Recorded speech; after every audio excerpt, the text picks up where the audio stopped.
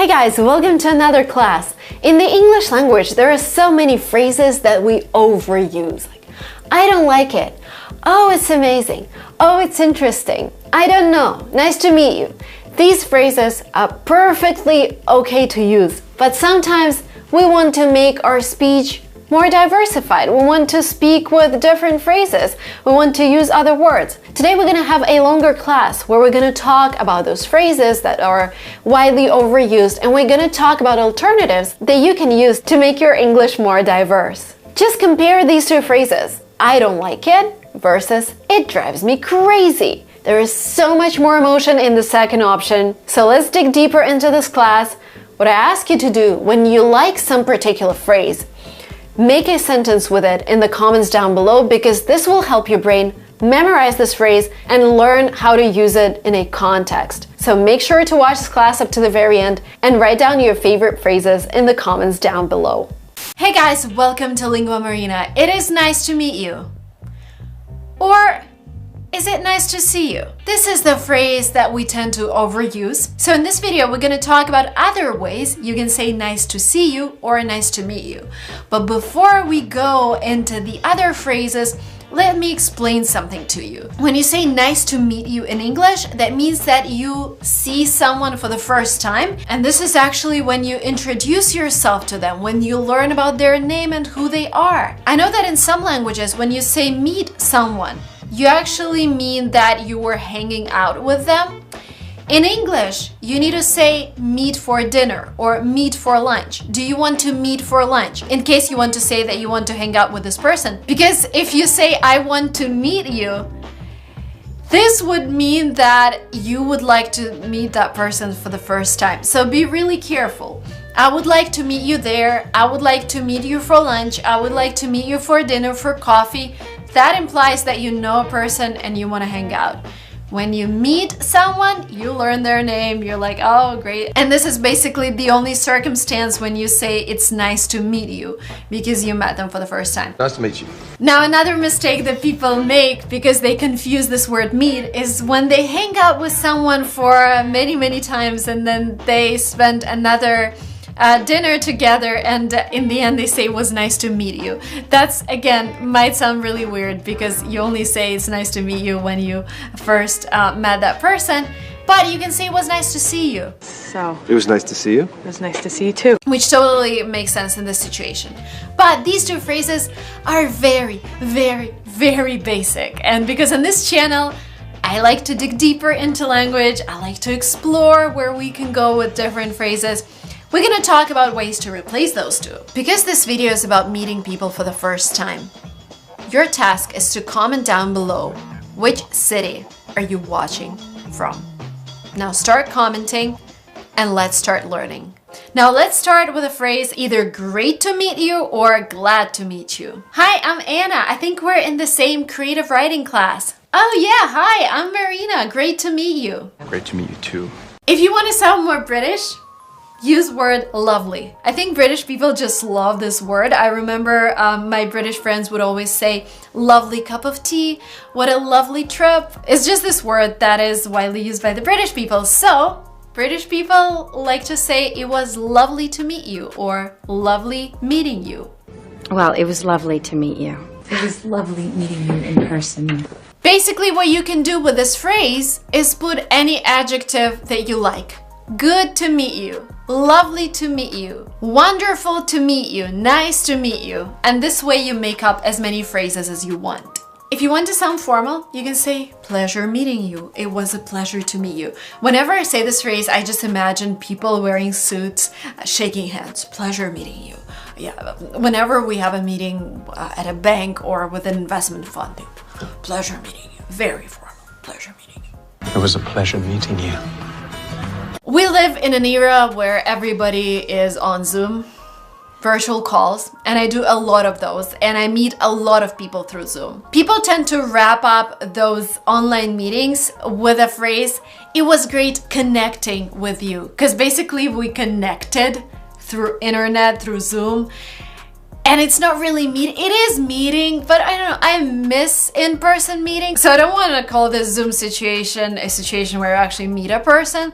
So I always tell whoever I'm talking to, it would be great to meet you in real life whenever you're in Silicon Valley, let me know. And it was great connecting with you today. And another phrase I just wanted to tell you so you know this phrase, whenever you're introduced to a person and you're meeting them for the first time, it is a great way to show that person you actually appreciate meeting them. You can say, I've heard great things about your company, or I've heard great things about you from Claire. She told me everything about your videos, or I've heard great things about what you're doing. It just creates this context for another person and makes them feel more welcome. I've heard such great things about you. Now let's go to the second part. In the second part, we're gonna talk about phrases that you can use to open up a meeting with someone you've met before, but you haven't seen them for a while. And these phrases just highlight, again, that you care about the person, that you genuinely remember the last time you saw them and you regret it's been a while and you're highlighting it, meaning that you're happy to see them again. Let's learn those phrases. Great phrase to open a meeting with a person you haven't seen for a while. You can say, long time no see. Long time no see. And you can also use it when you talk to someone over the phone. Long time no speak. Another phrase to open a meeting with a person you haven't seen for a long time would be, oh, hi, Sheena. I haven't seen you for a year. Oh, yes, Marina, it's been a while. When was the last time I saw you? Oh my God, 2018. It's been a while. Just to highlight how much time has passed since you last saw this person. It's been a while. Another phrase, people use it a lot for kids or for dogs. I'm thinking of like different situations, and the more I think, the more situations involving kids come to me when I talk about this, when I think about this phrase. The phrase is, look who's here. So I would tell this to Emily, my daughter, or I would tell it to a very, very close friend. Now, I don't think you would really walk into a business meeting and see your colleague and be like, oh, look who's here, because it's a bit informal. I would say mostly for kids and animals and very, very close friends. Look who is here. I haven't seen you for ages is another phrase. And by the way, these phrases are great conversation openers. So whenever you're greeted by a person who says, it's good to see you, and you're like, oh yeah, it's been a while. This is like the way you respond to the phrase, it's great to see you, or it's the way that you start this conversation about how happy you are to see them. So this phrase would normally come second or third in your conversation. Oh, hey, Lucy, how are you? It's been a while. Yay, how are you doing? Haven't seen you for ages. Something like that. You know, just again, letting the other person know how happy you are to see them. Okay, I'm gonna wrap up with a really weird phrase. I haven't really seen it a lot, but it definitely exists, and I just want you to know all the weird phrases as well, just because sometimes you hear them in a movie and you're like, what the heck just happened? I've never learned that phrase. So here you go. Look what the cat dragged in. Now let's look about where this phrase is coming from. What did the cats drag into the house? Dead mice, dead birds, dead animals. So be very careful with this phrase. Be very careful when you use it, only with close friends. I wouldn't really use it. I would just remember it, know that it's there. So whenever somebody says it, you know that they're actually happy about seeing you. But basically the phrase is used, look what the cat dragged in. Good to see you too. So basically it implies that somebody came to the room unexpectedly and you are highlighting this fact.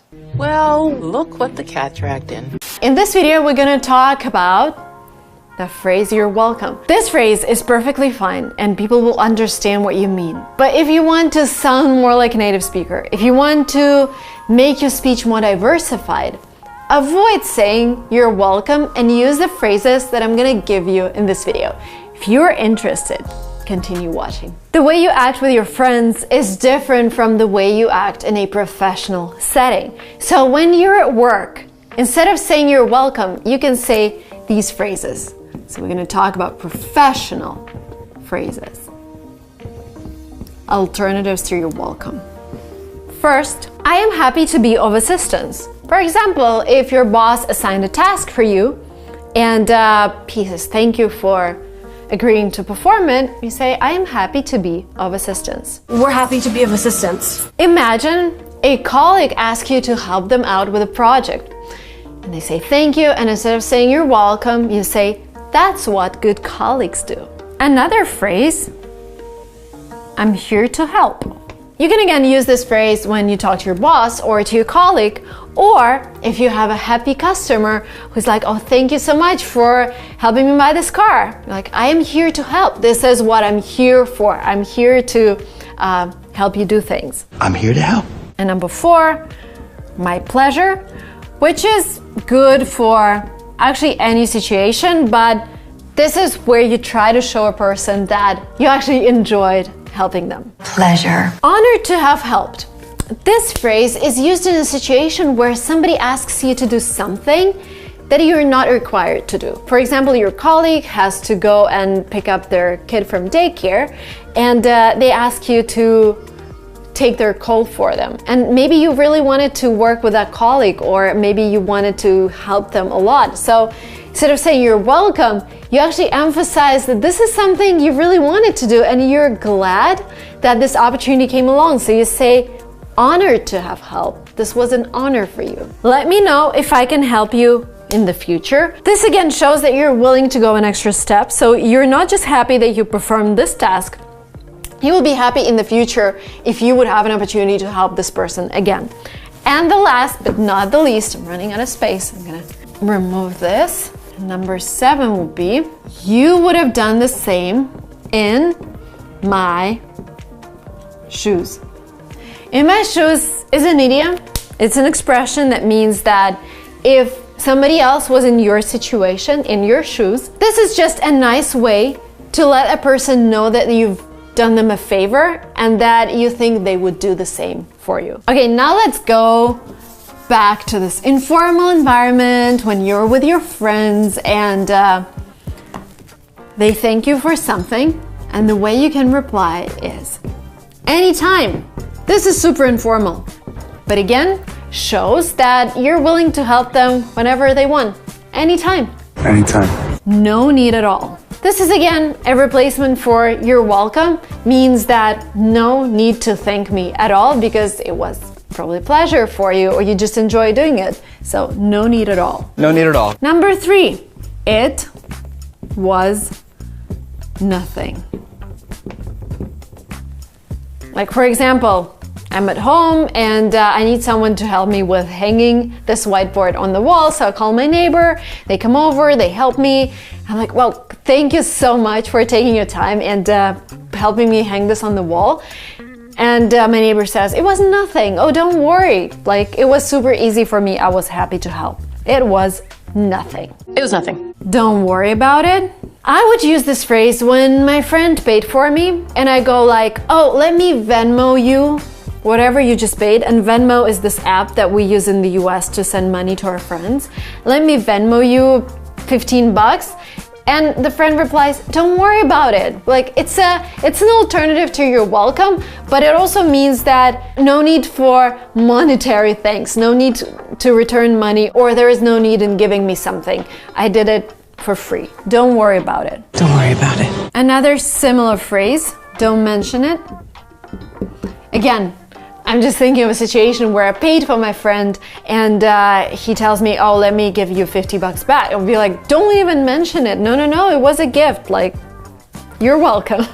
Don't mention it. But again, you don't normally use it well, you could use it in a work situation, but I just see how I use it with my close friends or with my family. Don't mention it. I know you do the same for me. It's again a situation where you understand that you have such a precious relationship with someone and there is just no other way or no other situation in which you wouldn't have helped because you're in this relationship where they would do the same for you. And you say, I know you do the same for me. You do the same for me. And the last but not the least, very often used, happy to help. That's it. You were happy to help. Happy to help. Let's talk about texting. When we text people, we tend to shorten everything down. So something I see a lot in American messages, NP, no problem. This is an acronym. So they would just text you back with NP, which again means you're welcome. No problem. Anytime. Anytime. Always, like when we're texting, we're looking for shorter phrases or just sure, of course. And it's not like they're being impolite, it's just you're trying to save space. Another thing is say sure thing. Sure thing. And last but not least, no worries. No worries is probably my favorite. No worries. Remember these. This is mostly for texting. Again, you can say these, but if you're texting, this will be the most convenient phrases. Okay, couple more situations. So for example, you give a gift, somebody says thank you. How do you reply? I hope you enjoy it. Like for example, if you gave, I don't know, maybe like a ticket to a theater or a ticket to a movie theater or maybe like an outfit. Like, I hope you enjoy it. I am glad you liked it. Of course, you use this phrase when somebody actually tells you that they liked something. Oh my God, those earrings are great. Thank you so much for giving them to me. I'm glad you liked them. Glad you liked it. You deserve it. This is probably, I would use it when a gift is kind of expensive. Like you gave someone a new laptop and they're like, oh, you shouldn't have. Remember, we learned this. Instead of saying thank you, you can say, oh, you shouldn't have. You're like, no, you deserve it. You deserve it. And again, in America, you don't really give expensive gifts to your friends because that means that they owe you something. You know what I mean? Like if you give somebody $1,000 or whatever gift, they might feel obliged to give you something in return and they're not in the capacity to spend $1,000 in a gift. So in the US, when you go to a birthday party, it is very common that nobody brings any gifts, or maybe they just bring flowers or balloons. And this is a cultural thing. At first I thought, wow, how lazy they are to not give gifts to somebody for their birthday. But then I realized it is just to not make other people uncomfortable. Because if somebody comes to your birthday party and brings you like $1,000 gift, then you think, oh my God, when they invite me to their birthday party, I am kind of obliged to buy something for $1,000. So when you think you want to give someone like a very expensive gift, probably should be someone from your family, someone who wouldn't feel like, oh my God, now I owe them something. So I would like, if I were to give somebody a laptop, I would either give it to one of my best performing, I don't know, teammates, or if I'm a manager, so they don't feel that they have to give something to me, or my close family, or somebody who like really, really helped me. And then if they're like, oh no, I won't be able to accept this gift, I'll be like, no, you deserve it. But again, remember, it can be a bit too much when you give expensive gifts to your friends in the US. It made me think of you. You know, sometimes we give gifts just because we want. And like sometimes I would come to my friend and I will give them something, I don't know, something small, like a photo frame, and they'll be like, oh, you should have, or thank you so much. And I'll be like, it made me think of you. I was just walking in the store and I saw this and it made me think of you, and I just decided to get it for you. So this is for like gifts that are random, not for like Christmas. Well, you can still use it for Christmas or birthday, but I'm just thinking, you know, when you thought of someone accidentally and you just decide to give them a gift, this is beautiful. Okay, last but not the least, we're gonna talk about funny ways to say you're welcome. Funny ways. You'll get my bill in the morning. You know how it works in the US? When you work with someone, like your CPA, you jump on a call, you have fun, or you invite them for a coffee, or with your lawyer, and then at the end of the month you get a bill and they billed you for that hour. This is the way it works with service industry in the US, you get a bill later. So, for example, my friend came over, helped me with cleaning my apartment. I'll be like, thank you so much. And he like, don't thank me, you'll get my bill in the morning. Haha, this is a joke. Of course, they wouldn't send me a bill, but this is because the service industry work in this way that people help you first and then they send you a bill. And you thought they were helping you for free and you're like, oops. Welcome to the US. You say, oh, stop it, you. Again, this is very informal. When your friend is thanking you and you don't feel that they have to thank you because you would just do it anyway, so I'll stop it. Don't make a fuss about it. It's okay. Nothing. And the last, but not the least, I'll count on your vote in the next election. This basically means that you will count on your friend in case you need some help. But this is just a funny way of saying it. If you run for president, then they will have to vote for you. Yeah, this just means that you kind of expect reciprocity from your friend. Guys, I just wanted to let you know while you're watching this class that we have a workbook where we have all of the important information for you to continue learning English every single day with different exercises. From listening tasks where you listen to a song and filling the gaps, to learning tenses, to learning new vocabulary, to creating cards. So if you're interested, check out the link down below. Today we're gonna talk about a word that I love using all the time, and the word sounds like very. By the way, first of all, let's pronounce it together. It's not very. I know very is another word. And there are two sounds in the English language, v and w. They're very similar.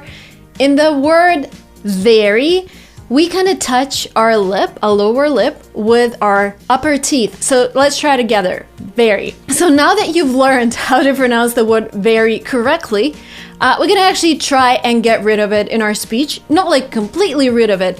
It's okay to say very beautiful. It's okay to say very interesting. But the thing is, yes, we use this word to intensify whatever we're talking about, but sometimes we use it too often, and I use it too often. I do this all the time, and whenever I'm making such videos for you guys, I'm also telling myself, Marina, next time you're very excited, say something else. Don't say very excited. Don't say I like this movie very much. So today, we're gonna go through 15 expressions that include very, like very beautiful, very tired, very sad, etc. And we're gonna talk about synonyms that you can use to replace those expressions. So if you're interested in sounding like a native speaker, in making your speech very diversified, and native speakers use a variety of different words, not just very all the time, continue watching this video. But before you continue, hit the like button. So we were editing this video, and I realized that the problem is so common with just using all of these words that we decided that we need to create something in addition to the video. And we've created a PDF with the most common synonyms to words that are overused. So for example, with the word very, you can use so many other different words and replace it. So we collected all of those words. We collected some other words to replace commonly used words to make your speech more beautiful, to make you sound more like a native speaker. It's a free PDF. The link is down below, so hit it, download the free PDF. We also added some exercises so you could just practice whatever you just learned. The link is below. Download the PDF, replace very in your speech, replace other commonly used words with something more sophisticated, train them in the exercises, and improve your English. The link is down below. It's completely free. First of all, we mentioned very beautiful. So instead of saying very beautiful, you can say charming. You normally use the word charming for kids. So when someone sees Emily on the street, they say, oh, she's so charming in this coat, or whatever. She's so charming in this hat. What? I think she's charming. Gorgeous is mostly used to compliment women on their outfits. Marina, you look gorgeous in this dress. Why haven't you worn it before? Oh, and by the way, dresses tend to perform really well on this channel. One of the last videos that I made in my blue dress, I was hoping for it to perform. It was 1 out of 10, according to YouTube. Based on stats on my previous 10 videos, it was performing at the top. Thank you guys so much for that, by the way. So we use gorgeous instead of saying very beautiful when we want to compliment a woman on her outfit. You look gorgeous.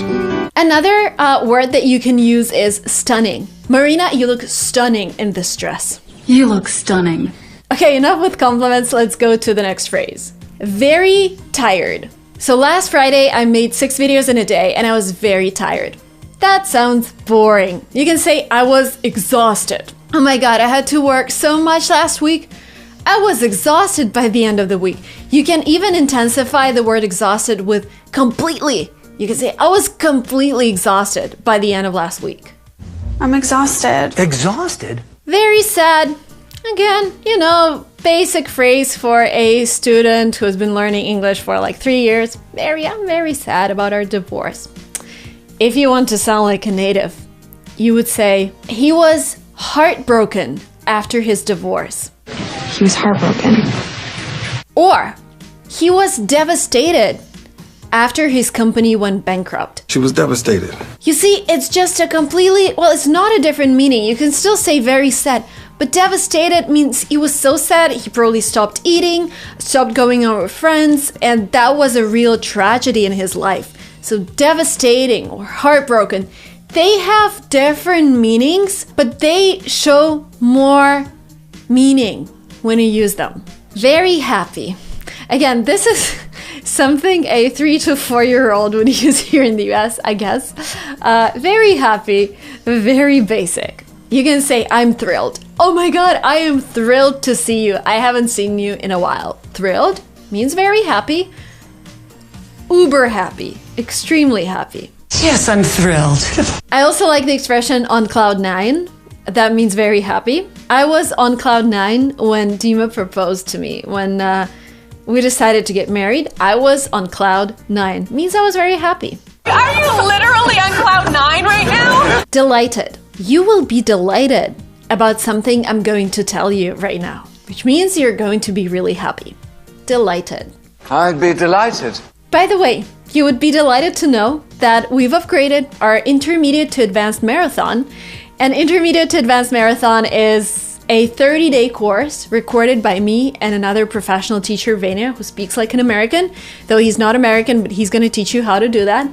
And on this marathon, we'll focus on vocabulary, on making your speech more diversified. And this is mostly marathon for people who are like, okay, I've learned vocabulary, I've learned my grammar, maybe I need to refresh some things, but my main goal is to start speaking. So that marathon is for you. We're going through a lot of tips and tricks on how to help you start speaking. We're going to enhance your vocabulary. You're going to go through all of the topics that you need to know in order to become advanced.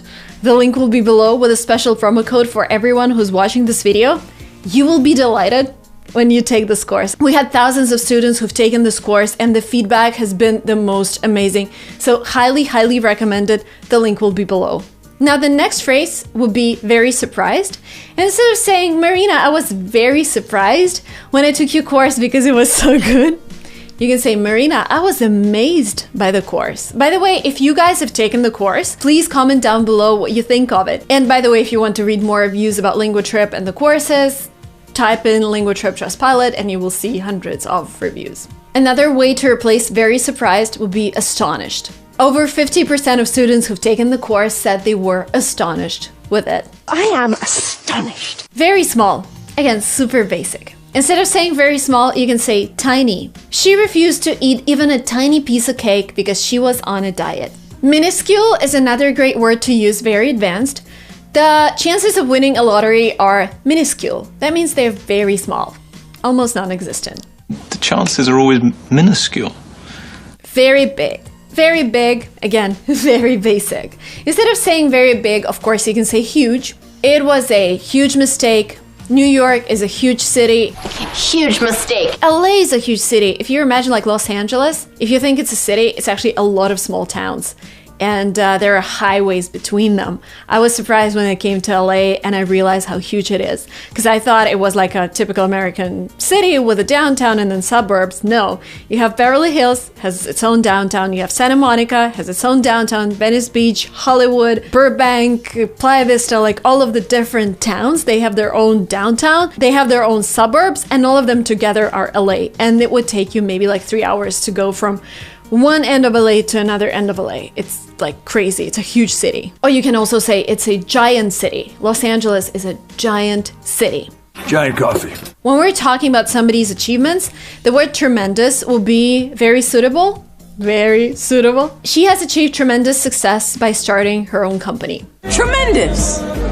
That's tremendous. Or you can also say massive success. And you can also use massive with discounts, for example. There are massive discounts on Black Friday. Wait till Black Friday to buy a new TV set. It's not massive. Humongous. This is a super advanced word. Humongous, again, means very big. A great example would be the prices for real estate in Silicon Valley, where I live, are humongous. Like, it's crazy. You won't be able to get a decent place for less than $1 million. This is how expensive it is here. That is a humongous shrimp. Very bad. Instead of saying very bad, you can say horrible. That's horrible news.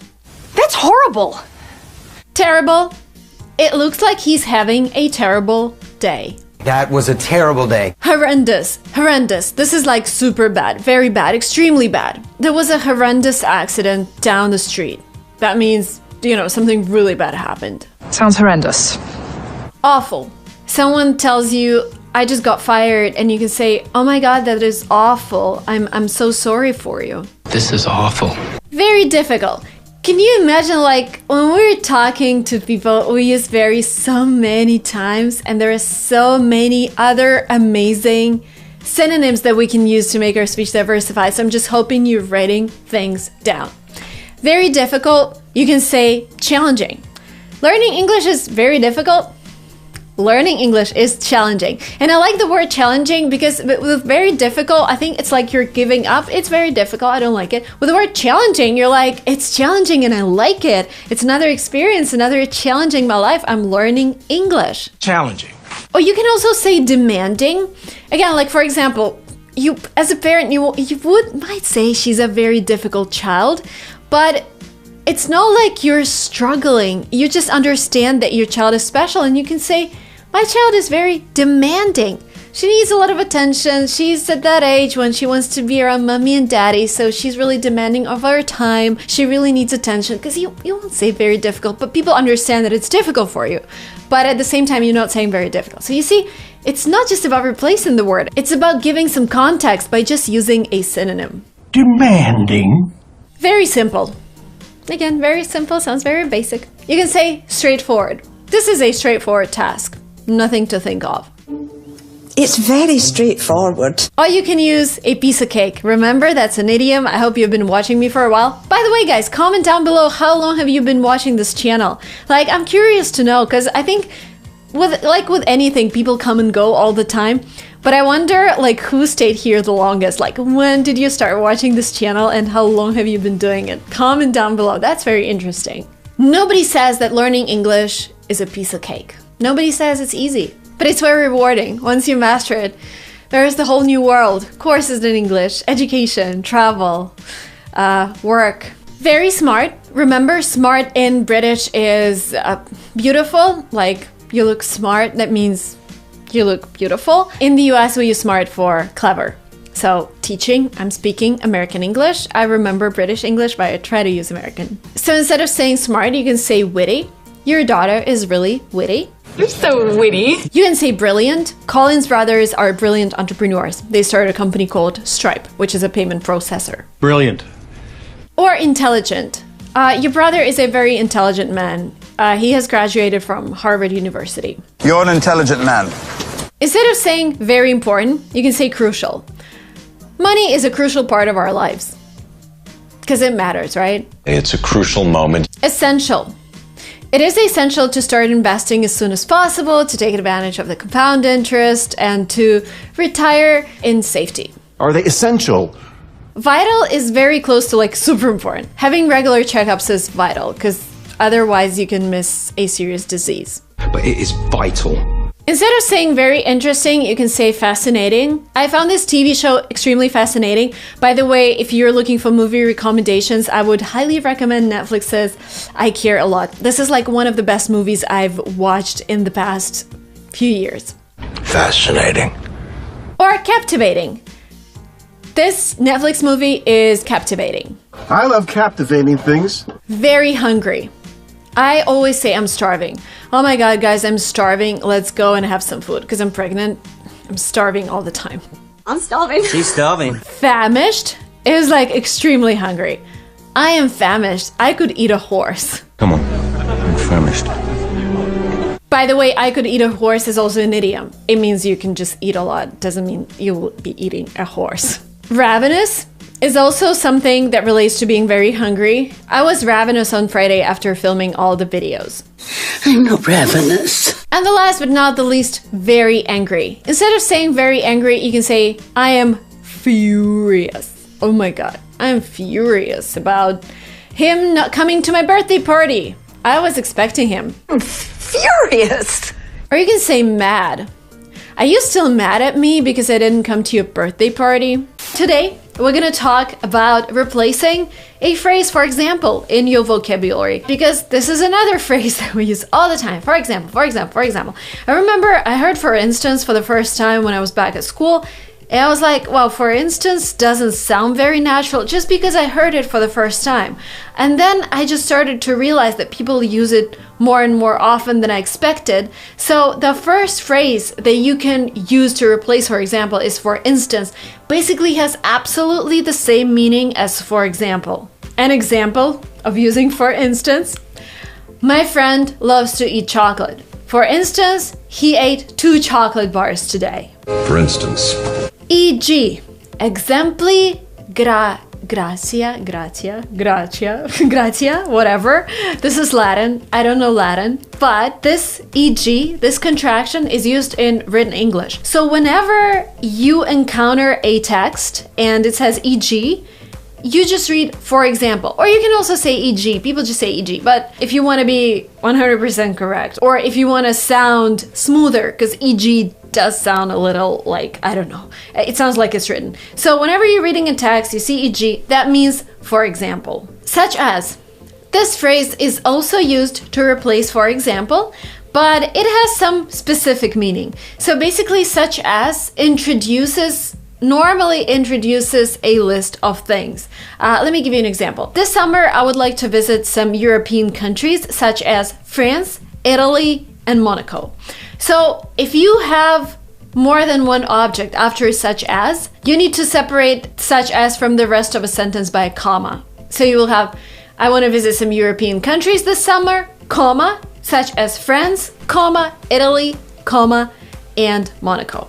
But if you have only one example, then there is no need to put a comma there. I want to visit some European countries this summer, such as France. That's it, no comma needed. Such as class reunion. To give you an idea, we use this phrase to introduce a case or example. You can use this phrase during a presentation because it's kind of like you're a speaker, you're actually presenting. It just implies that. So for example, you're introducing a topic of protecting animals and you say, we need to start protecting wild animals to prevent their extinction. To give you an idea, only 3,900 tigers and 1,860 giant pandas remain in the wild.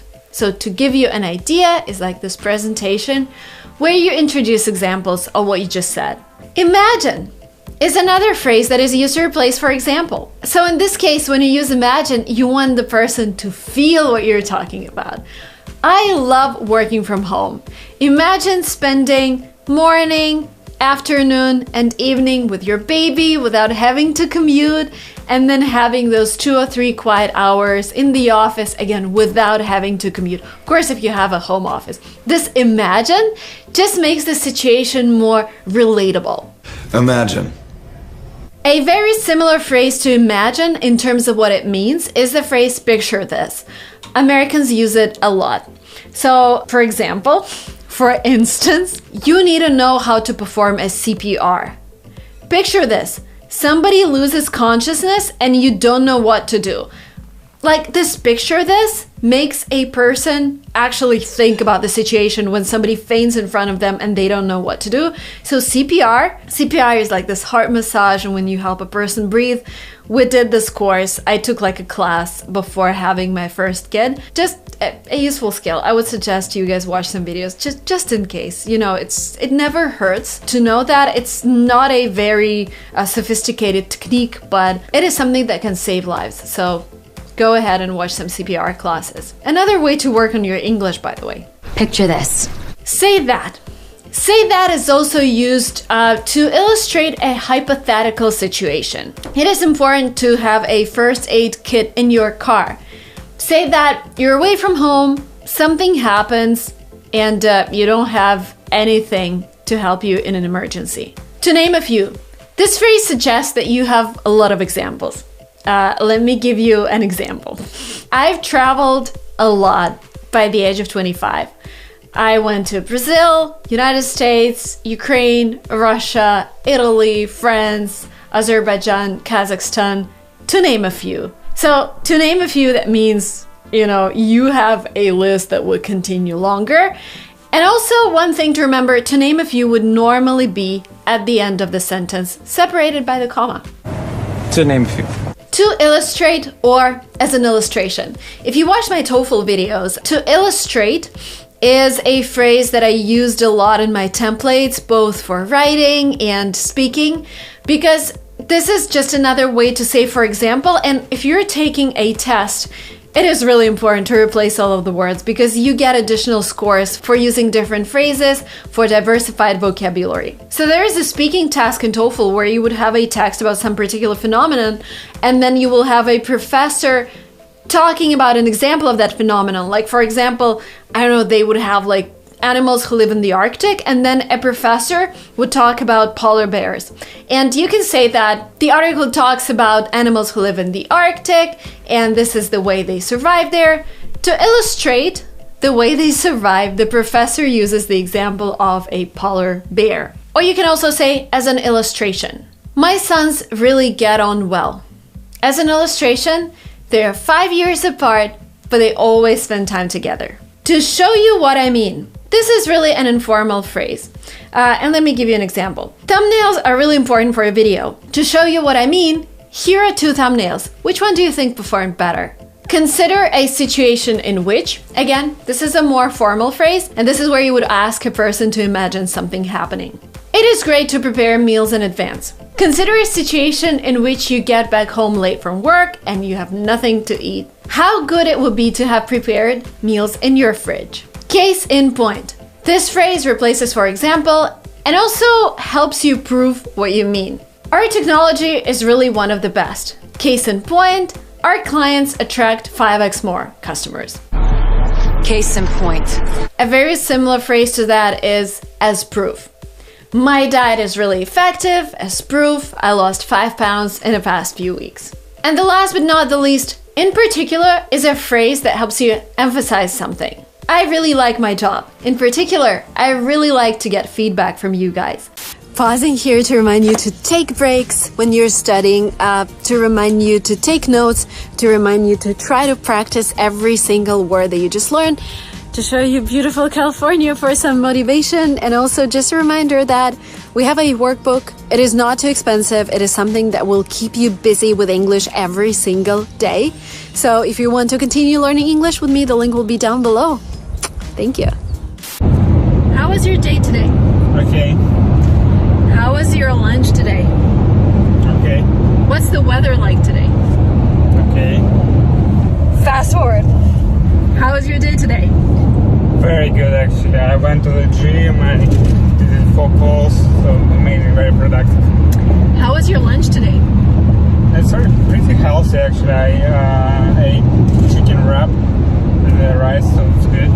What about the first one? That was terrible, actually. It wasn't your idea, but And do you like the weather today?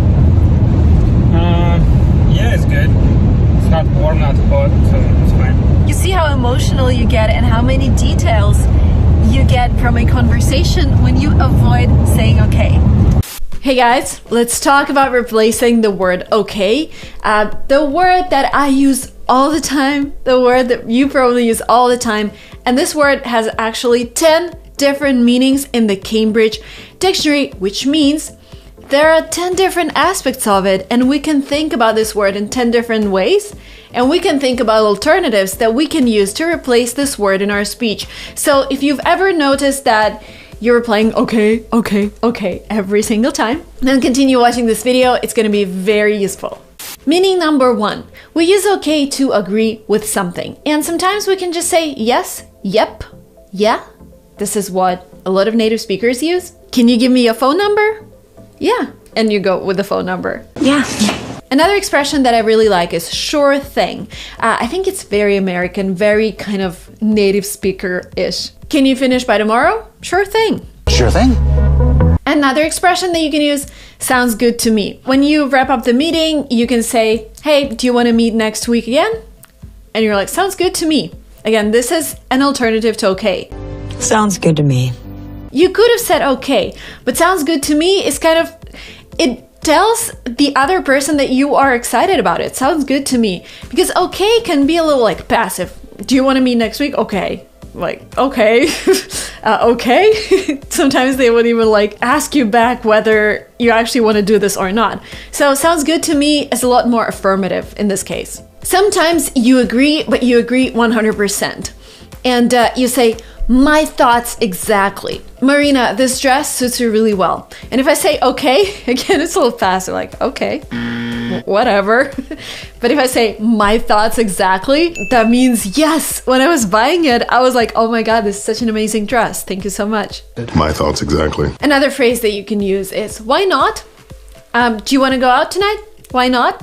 Why not? Sounds like a plan. I love using this phrase. Again, when you are agreeing on something, going somewhere together, or doing something together, you can say, sounds like a plan. That means you agreed on the terms, you agreed on the timing, etc. Sounds like a plan. Okie dokie, or you can say okie doke. Very informal, very nice. I like it. Okay, do you want to meet up for breakfast on Sunday? Okie dokie, let's do it.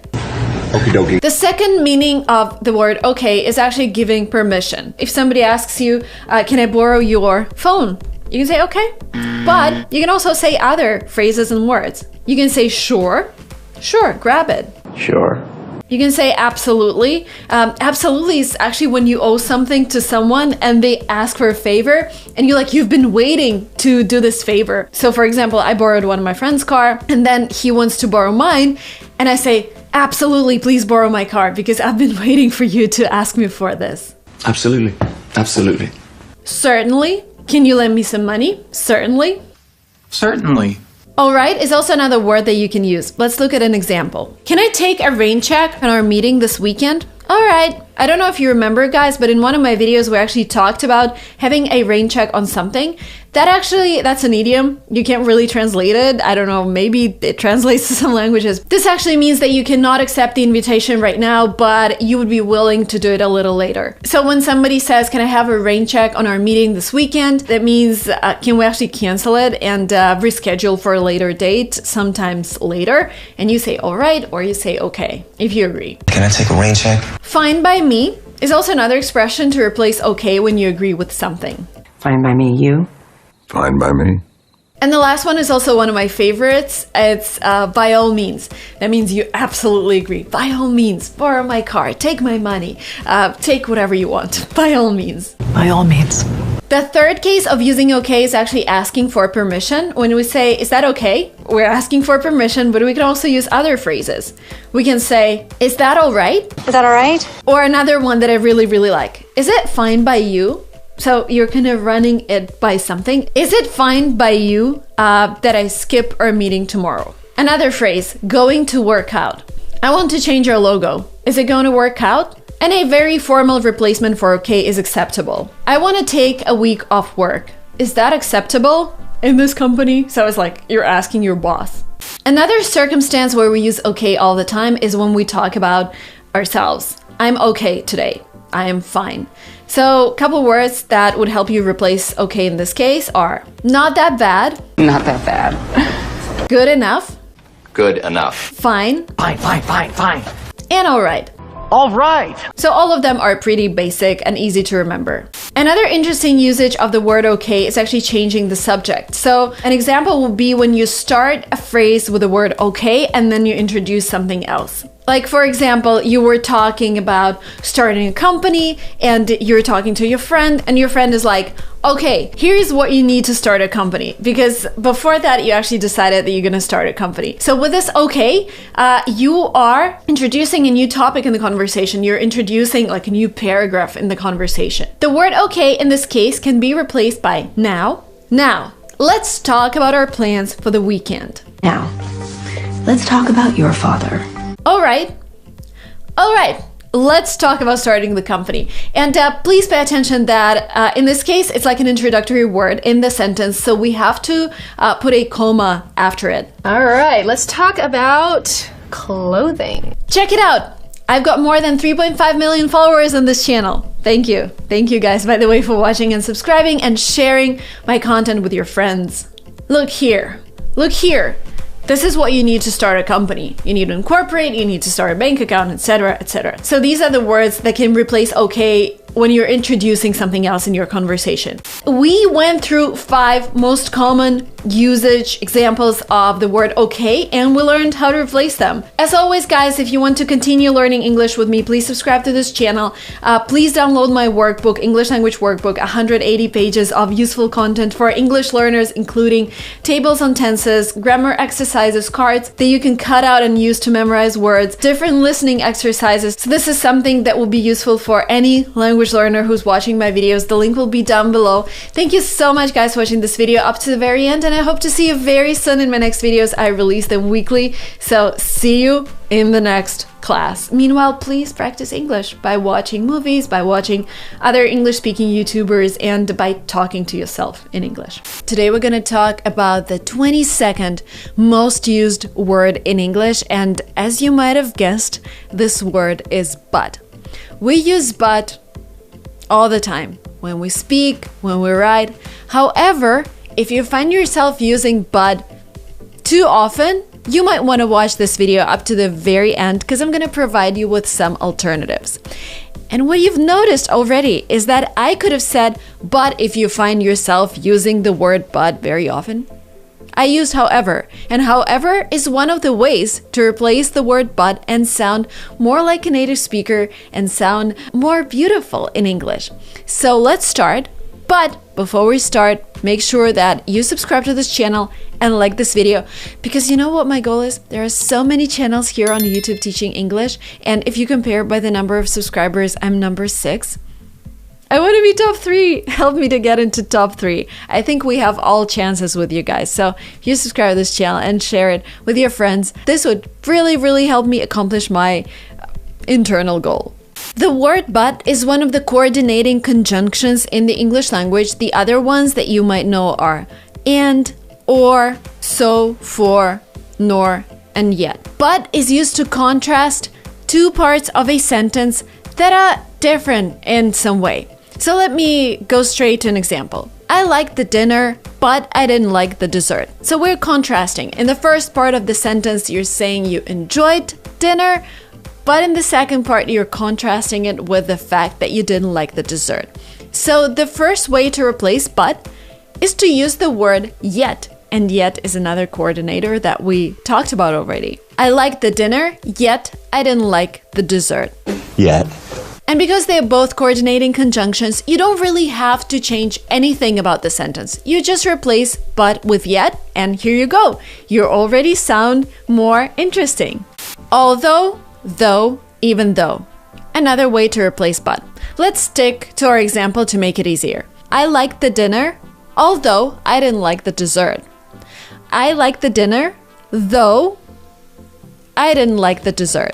I liked the dinner, even though I didn't like the dessert. So in this example, we just put all the words in the middle of the sentence, nothing changed, easy peasy. But, however, there is something else we can do. We can put those words at the beginning of the sentence. Now let's look at how our examples change. Although I liked the dinner, I didn't like the dessert. Though I liked the dinner, I didn't like the dessert. Even though I liked the dinner, I didn't like the dessert. Although. I like although. Except for. In order to use except for in our example, we actually need to get rid of the subject and the verb in the second part. And we will end up with a sentence, I liked the dinner except for the dessert. So we basically removed I didn't like from the second sentence. Except for. Besides. Again, same meaning as but if you decide to use besides, you need to change the sentence that you're using. Besides the dessert, I really liked the dinner. So the same thing happened. We had to remove the subject and the verb in the second part, in the contradictory part of our sentence. Besides. Apart from. Apart from is used in the same way as besides. Apart from the dessert, I liked the dinner. Apart from. Despite. Yes, you can use it as replacement for but again, you have to change your sentence a little bit. Let's look at the example. Despite liking the dinner, I didn't like the dessert. So with despite, we actually change the first part of the sentence and we remove I and we again remove the subject.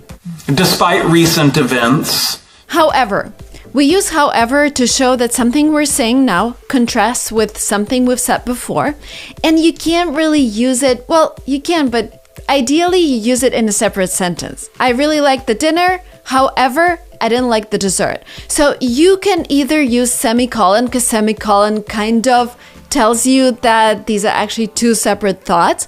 So you can do that, or you can just create two separate sentences from whatever you had. I like the dinner. The next sentence, however, I didn't like the dessert. And make sure you put a comma after however. Yes, you can use however in the middle of the sentence, but still you would need to separate your initial example. So let's look at it. I like the dinner. Then we start the second sentence, but we don't start with however. We can put however in the middle. I didn't, however, like the dessert. But again, don't forget that you need a comma before however and after however. And if you have questions about where to put commas, I have a whole video about commas. I think it's the most comprehensive video about commas I've ever seen. The link is down below. However, in contrast is the next way to replace but in your speech. It is used the same way as however, but it's just more formal. I liked the dinner. In contrast, I didn't like the dessert. And you might be wondering, Marina, there are so many examples. How am I supposed to use them in my speech all the time? You don't have to use them in your speech all the time. If I were you, I would definitely memorize these examples, and I would use all the alternatives when you write essays, when you write emails, because when I write something and then I look at it, I just see one word repeat itself many, many times. But, I, very, very, very. So I would just look at the text once again and try to replace the words that I've used too many times. Okay, we have a couple more options left. Another way to replace but is to use the word nevertheless. It is used in the same way as however and in contrast. I liked the dinner. Nevertheless, I didn't like the dessert. Nevertheless, on the other hand, is used in the same meaning as but please remember that when you use on the other hand, that means that previously you should have used on the one hand. Let's look at the example to make it clear. On the one hand, I liked our dinner today. On the other hand, I think that the dessert was disgusting. Disgusting means very bad, not very tasty, but it's a strong word. So if you're using this word, make sure nobody gets offended, because I would be really offended if I cook dessert and somebody tells me it's disgusting. Okay, homework. Replace the word but in the sentences that I'm gonna give you. The weather wasn't good, but I enjoyed my trip to the lake. My friend doesn't usually read books, but he read Harry Potter. I like your outfit, but I don't like your shoes. Please note that you shouldn't really say this to anyone. I mean the last sentence. Hey guys, welcome to my channel. Today we're gonna talk about a phrase, happy birthday, which is super basic, and you're like, Marina, happy birthday, what else can we learn here? But the thing is, when I got my first English speaking friend and she had a birthday and I said happy birthday, I was actually really confused on what do I say next. Like, do I say I wish you a prosperous life?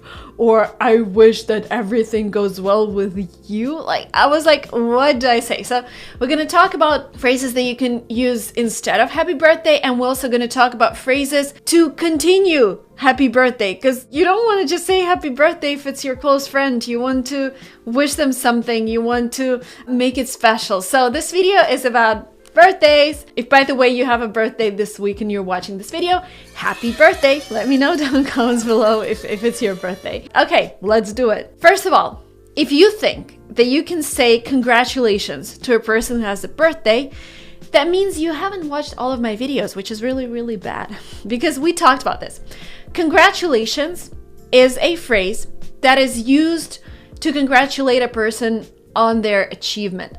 Like, congratulations on having a baby. Congratulations on getting a new job. Congratulations on your new job. Congratulations on getting married. So they did something to achieve something. Happy birthday, like when you have a birthday, that means you just survived. So if you want to highlight that somebody survived, and when I posted that on my Instagram, by the way, follow me on Instagram, Lingua Marina, I posted this rule on my Instagram in 2020, and people were like, but Marina, in a year like 2020, it's absolutely okay to say congratulations on a person's birthday because it was an achievement to survive 2020. I agree. But if you use it, then, make sure that a person understands that you are telling them that it's an achievement. Like, it would be really natural if you say to a person who is 100 years old, like, congratulations, you made it to 100, or you made it to 90 years. That's an achievement. It's a random situation, like one of your friends just had their regular birthday and you say congratulations. That is wrong. So just remember, congratulations go to special events. Happy birthday is happy birthday. Now let's look at some alternatives to happy birthday. Some people write HB or HBD acronym. I don't know. I wouldn't really do that. Like, don't you have time to write the whole thing on a person's birthday? So just in case you see HB, HBD, that means happy birthday, but I don't know. Like, take your effort and write the whole thing. Happy birthday, not so hard. You can also replace happy birthday with happy plus a person's age, but just make sure that people aren't afraid of their age, because some people don't like to share it, like, I don't know, women or men sometimes don't like to share their age. So it's okay for kids, I would say. Happy 16 years old, happy 18 years old. Normally, it will be an age that's also like a border between, I don't know, childhood and adulthood, from being a baby to being a kid. Like, happy 5th birthday or happy 6th. You can just omit the word birthday. Happy 30th birthday or happy 30th. Happy 30th birthday. Here. Happy level up day. This is something that is very game-like. It means that you've upgraded to another level in your life. You can say happy level up day. All the best on your special day.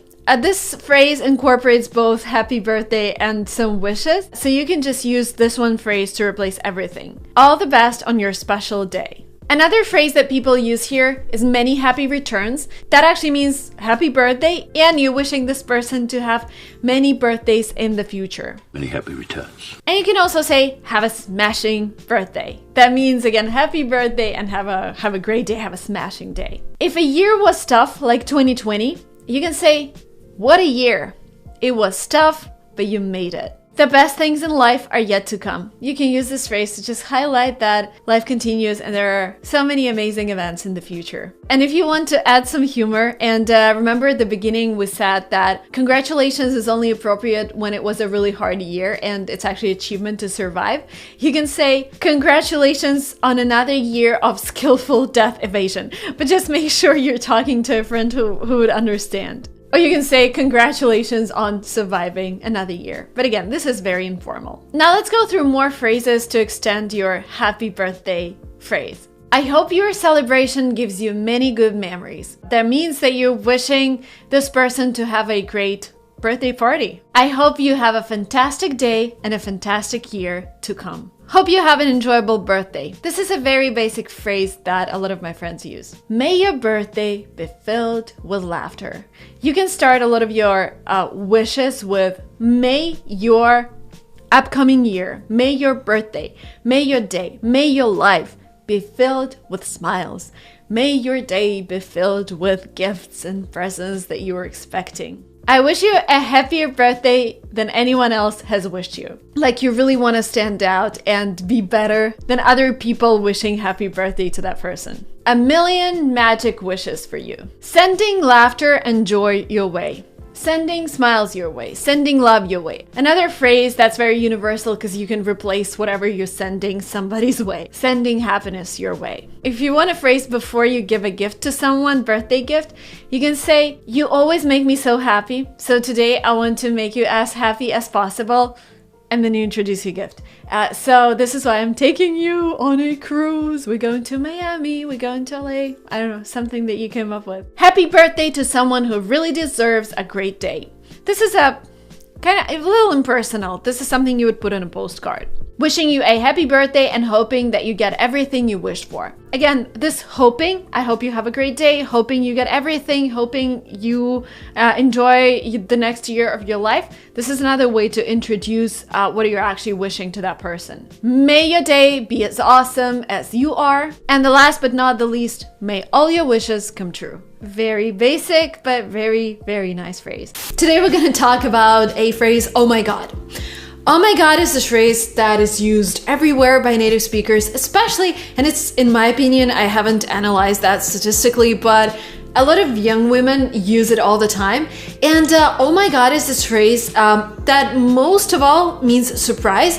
And sometimes it can be a pleasant surprise, like, oh my God, Marina, you look so beautiful today. I am surprised you look so beautiful. On the other hand, it can be a negative surprise.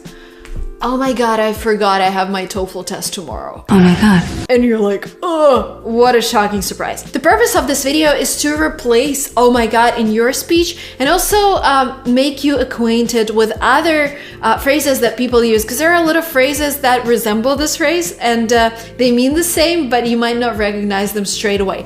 So today we're going to talk about those phrases and hopefully you would be able to use them when you're talking to native speakers, when you're in an English speaking country, because using them would definitely make you sound more like a native speaker and people would understand that you understand their culture. And again, there is nothing bad at sounding like you're a non-native speaker, but still, like knowing those phrases, knowing those tricks is something really important. So let's do it. Let's dive deep into replacing oh my God in your speech. First of all, OMG.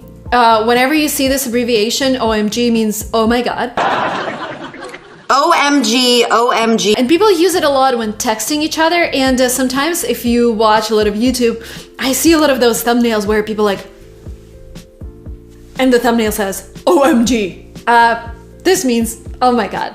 And you can also say, OMG, OMG, I got this job. I got a job offer. OMG, I never text you back. Phrase number 2, oh gosh. So the first time I heard the word gosh was actually in the UK, and I think in the UK people use gosh a little more often than in the US, but I might be wrong since I haven't been to the UK for a while now. But this phrase, oh gosh, means again the same. Oh my God. Oh gosh, I forgot to lock the door. Oh my gosh, I just got chills. I know. And it's good to use this phrase in conversational English. And by the way, yeah, this phrase is really conversational. So if you're writing an academic essay and you'd be, OMG, I just found out this and that. No, don't do it. This is not academic. Goodness gracious me. Again, kind of British, but also American phrase. And it can mean a pleasant surprise or unpleasant surprise. For example, we say, goodness gracious me, this costs $100. No way. This is an unpleasant surprise. How can this cost $100? Like, I don't know, whatever can cost 100. This mug, overpriced. It doesn't cost 100. Coffee time. And goodness gracious me can again be an exclamation of surprise, frustration, or excitement. Goodness gracious. Oh my goodness. Another phrase that can be both good and bad. Oh my goodness, it's 11 p.m. already. I would never be able to finish this work. This is an unpleasant surprise. You did not expect it to be 11 p.m. already. Oh my goodness. Or you can say, oh my goodness, this kitten is so cute. Pleasant surprise. I did not expect this kitten to be so cute. Oh my goodness. Oh my, just a shorter version. Oh my, what happened here? And you're coming into a room that is so messy. You're like, oh my. Oh my! Holy moly. Very informal phrase. Again, means the same. Holy moly, you look beautiful today. Or, holy moly, you look weird today. Holy moly. And the task right now is for you to listen carefully to this video. And if there are some phrases that you particularly like holy moly, you can say anything about this video using this phrase, like, holy moly, Marina, your setup is amazing today. Or, holy moly, Marina, I like your hair. So I don't know if it's falling down, but I watched this video, which is like a 2-minute video on how to create this hairstyle. And I think it's great, but I think I was supposed to put more hairspray on because I think it's falling, but I think it's so beautiful. Anyways, you can say, holy moly, or, oh my goodness, Marina, you look amazing. Like, or, oh my goodness, Marina, this is so boring. I knew everything before even watching this video. So whatever you want to say about this video, I won't be offended. I want you to use this phrase in the comments below, and you would be first practicing it and second memorizing it better, because once we use phrases, we memorize them better. The next phrase, holy crap. If you don't know what crap means, it means poop, and we'll have a picture here for you. So holy crap, if you just look at this phrase, you would think it probably means something bad. It doesn't necessarily mean something bad. Again, you can say, holy crap, what a beautiful dress. Or holy crap, I forgot my phone again. So it can be both, depending on the context. You always look for cues in the context to decide whether it's a pleasant or unpleasant surprise. Holy crap. Or you can say, holy crap, he was broke 6 months ago and now he's a millionaire. I don't know whether it's a pleasant or unpleasant surprise depending on the situation. But yeah, and you can also say holy cow. Holy cow is a phrase that you can also use. Same as holy crap. Holy cow. Oh man, or oh boy. Again, depending on your intonation, it could either mean frustration. Oh boy, here he comes again. Oh man, you've ruined everything. Like, this is unpleasant, this is frustration. Oh man. Oh boy.